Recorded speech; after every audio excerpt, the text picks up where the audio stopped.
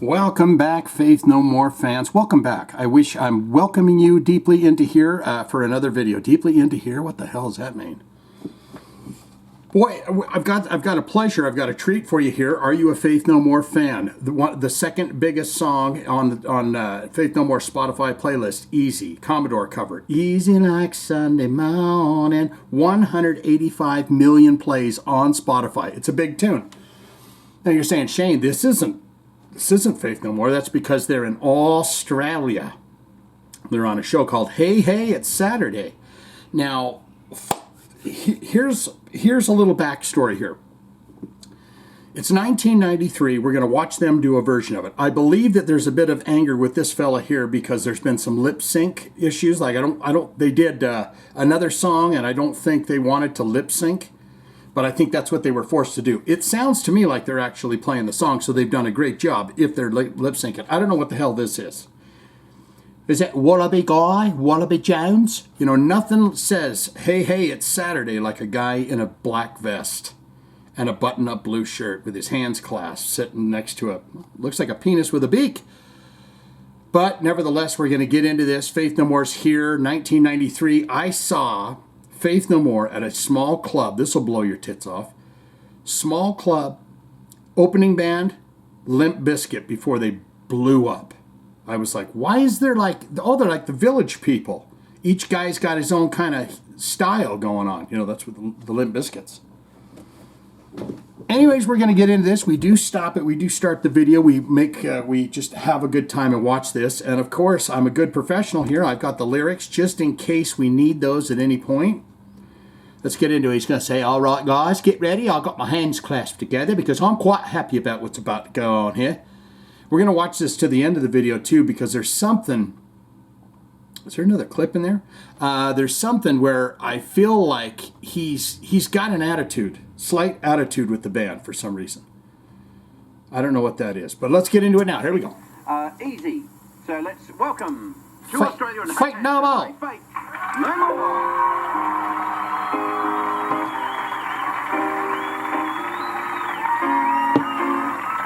Of course, this got Jim Martin in it, who would shortly leave the band. Mike Patton's first album with the band that he contributed. You hear those pops? He's singing.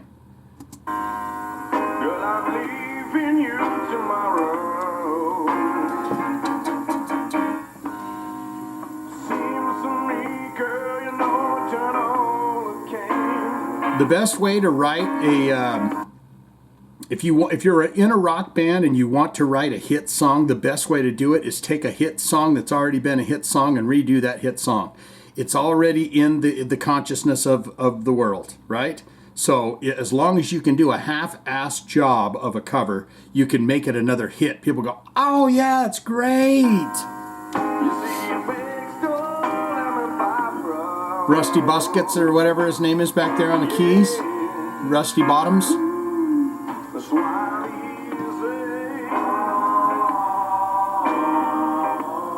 Very loungy tune.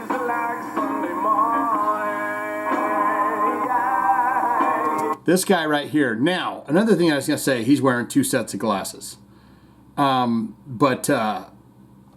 So Jim Martin's just about to leave the band. He was not a fan, allegedly not a fan of this album, Angel Dust, which turns out to be the biggest, which surprised the shit out of me. The biggest selling album for Faith No More is Angel Dust. I thought it would have been The Real Thing, but he was on the first 3 records with Faith No More.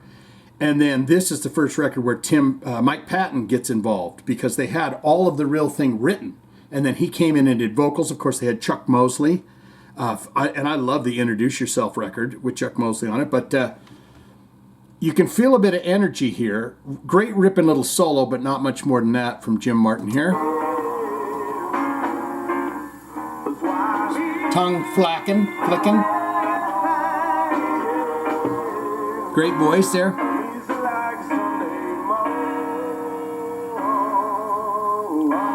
He looks like a goddamn valley boy, doesn't he? Like, this guy's a fucking valley boy surfer. Gag me with a goddamn spoon, valley boy. Mike Patton's always got that kind of contempt look in his eye, you know, like you're irritating him in some form or fashion. And then he'll turn and make a silly goof. I wanna be high, so high. Not a lot of guitar on this tune, but when it hits. I've always loved Mike Patton's vocal. I wanna be free.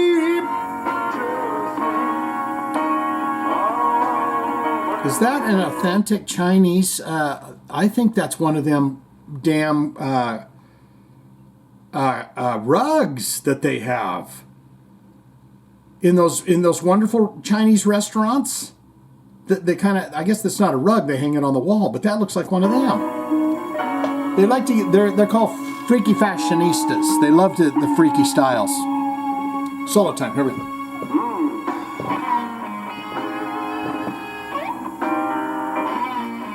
See, that's live.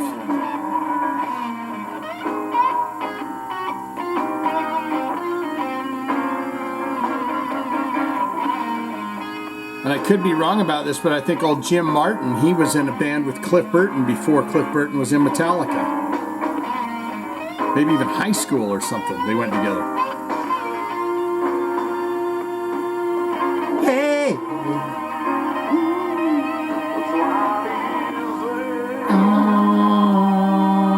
Billy Gould over there on the bass. Yeah. See if he hits the highs here.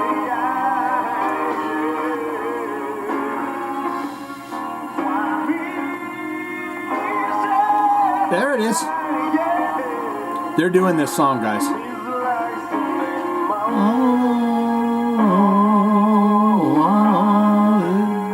These guys were on Arsenio Hall too. It's like, yeah, whatever. Yeah, whatever. We could be in Alabasta, Alabama, or Australia. Yeah, whatever.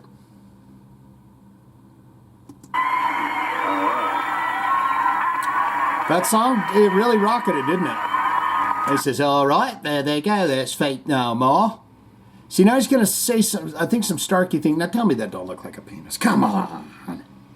Hey, it's Saturday. He says, wake up, honey. It's Saturday. You know what we do? Well, every Saturday. Wake up, honey. And what is that pink? Okay. All right. Take no more. And just before we go to the break, just want to point out, These guys, oh yeah, they're saying, oh fuck yeah, dude. Faith No More kicked my ass. I mean, it was the Commadors, so this guy knows it for sure. Oh shit. God, I used to go down there to see the Commadors when they come to Australia. We'd have to throw a shrimp on a barbie for Commadors. I know this song. She says, I like anything he likes. She says, my mother burned all of my records and I don't like any of them. My mother burned them all. See, look at that. I told you, there's 5 kids there. They burned all the records. Here he goes. What? Faith No More. Hey.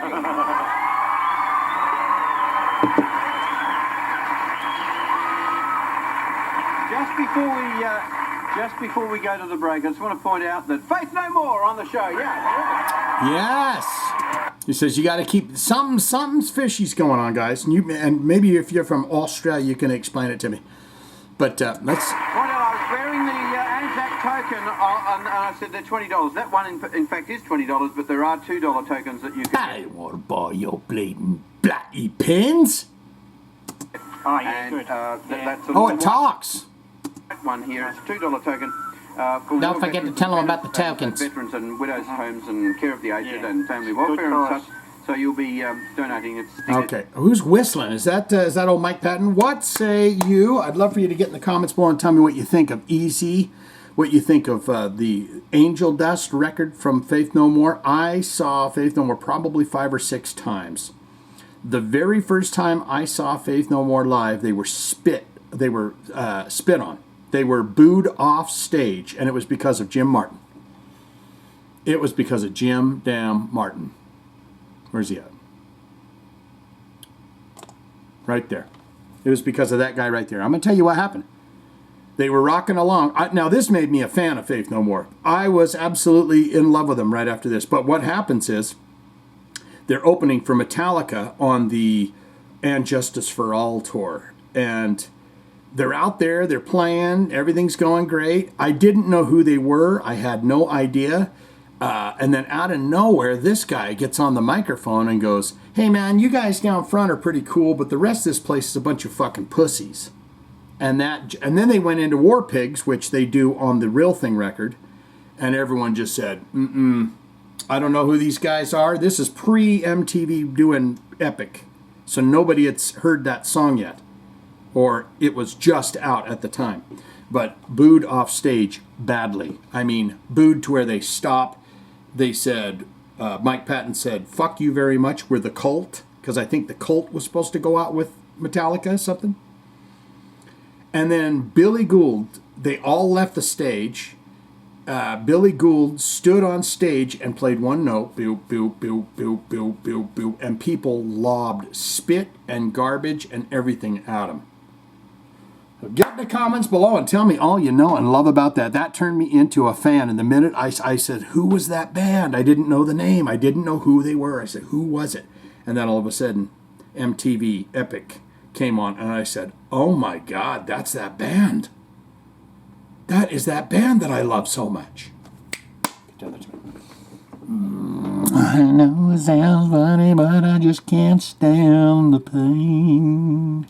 Girl, I'm leaving you tomorrow.